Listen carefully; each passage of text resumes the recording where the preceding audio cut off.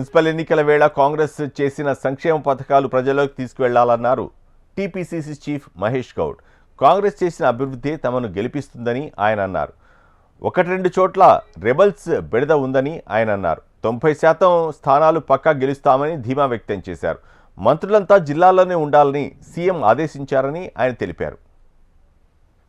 ముఖ్యమంత్రి రేవంత్ రెడ్డి గారు, మీనాక్షి నటరాజన్ గారితో పాటు వివిధ పార్లమెంట్కి ఇన్ఛార్జ్ ఉన్నటువంటి మంత్రులు అందరితో కూడా వాళ్ళ సమావేశం జరిగింది. ముఖ్యంగా మున్సిపాలిటీల విషయంలో ఇవాళ 3 గంటలకి విత్డ్రాయల్ టైం ముగియడము, దాదాపుగా 99% అభ్యర్థులకు బీఫామ్లు అందజేసిన ధర్మిల ముఖ్యమంత్రి గారు రానున్న మున్సిపల్ విషయంలో కొంత రివ్యూ చేసినారు.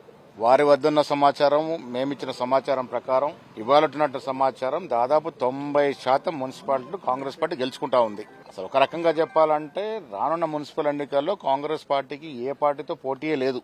అరకొర వార్డులలో కొన్ని చోట్ల బీజేపీ, కొన్ని చోట్ల టీఆర్ఎస్ తప్ప అసలు పోటీయే లేదు. కాంగ్రెస్ ప్రభుత్వం ఇస్తున్నటువంటి సంక్షేమం, అభివృద్ధి దిశలో ప్రజలు సంతృప్తిగా ఉన్నారు. మెజారిటీ మున్సిపాలిటీస్ మేము గెలుచుకుంటాం.